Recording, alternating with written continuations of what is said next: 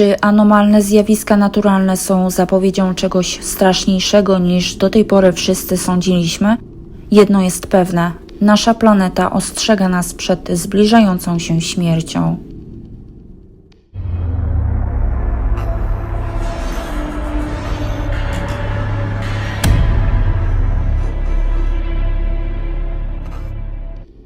Krwawy deszcz to zjawisko znane od tysięcy lat.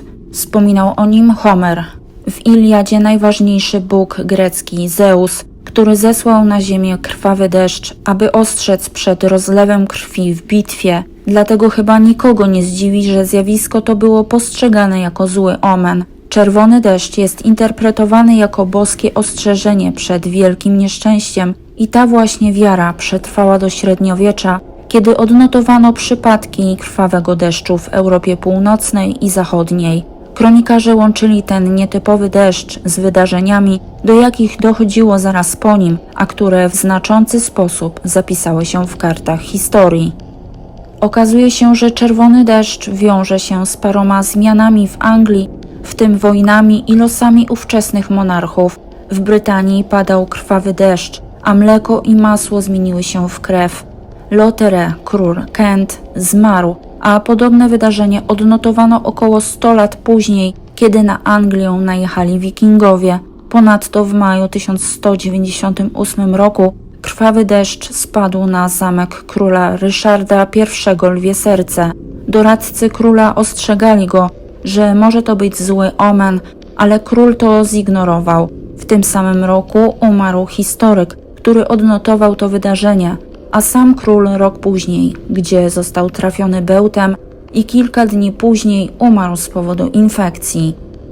Podczas gdy większość starożytnych myślicieli przypisywała ten niezwykły deszcz bogom, filozof Marek Tulliusz Cyceron śmiało twierdził, że jest to zjawisko pochodzenia ziemskiego i deszcz w jakiś sposób zabarwia gleba.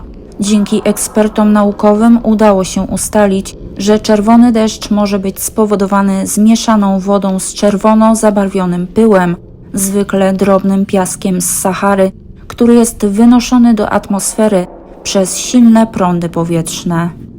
Najbardziej znanym przypadkiem krwawego deszczu miało miejsce w 2001 roku. Wtedy cały świat bacznie obserwował Keralę, stan w południowo-zachodnich Indiach na wybrzeżu malabarskim, gdzie wielokrotnie spadł czerwony deszcz. W Kerali deszcz ten padał wielokrotnie przez 2 miesiące, od 25 lipca do 23 września. Później okazało się, że spowodowały to glony, które trafiły do atmosfery prawdopodobnie aż z Europy.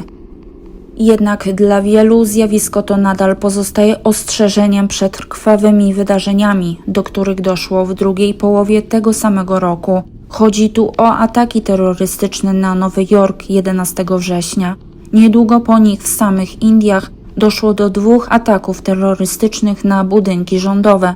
Po tych tragicznych wydarzeniach Indie oficjalnie zapowiedziały wojnę z terroryzmem. Czy krwawy deszcz może być zwiastunem zbliżającego się nieszczęścia? Na początku ubiegłego roku odnotowano 2 wydarzenia, które można przypisać jako zwiastuny zbliżającej się katastrofy. Jeden z tych zjawisk udokumentowali naukowcy z ukraińskiej stacji badawczej na Antarktydzie. Zdjęcia, które wykonali, naprawdę mrożą krew w żyłach. Zdjęcia przedstawiały krajobraz otaczający stację, który wyglądał jak po brutalnej bitwie, po której zostało już nic oprócz przesiąkniętego krwią śniegu. Podobno czerwony kolor śniegu spowodowały mikroskopijne glony śnieżne, pojawiające się podczas cieplejszej pory na Antarktydzie, między październikiem a lutym. Ponadto pojawienie się glonów wywołuje reakcję łańcuchową, podczas której śnieg nabiera coraz bardziej krwawego wyglądu. Niegdyś takie wydarzenie wywołałoby panikę i byłoby uznawane za zły omen przewidujący wojnę, zagładę albo kataklizm. Niektórzy uważają, że to nie jest wcale wykluczone, tym bardziej, że niedługo później pojawił się koronawirus. 2 marca 2020 roku na wyspie Honshu padał niezwykle zabarwiony deszcz. Ludzie opisywali kałuże wypełnione szaro-czarną wodą. Płyn w kolorze sadzy oblepiał szyby samochodów i dachy domów. Ludzie domagali się odpowiedzi, co spowodował czarny kolor deszczu. Pojawiło się wiele niepokojących hipotez. Wśród nich znalazło się połączenie tego zjawiska z pandemią koronawirusa. Mówiło się, że popiół pochodzi z masowego spalania ofiar koronawirusa poddawanych kremacji w tajemnicy, aby nie wywołać paniki. Inni zauważyli, że kolor i zachowanie płynu na filmach i zdjęciach przypomina ropę, więc spekulowali, czy nie jest to paliwo, które mogło wyciec z samolotu przelatującego nad tym obszarem.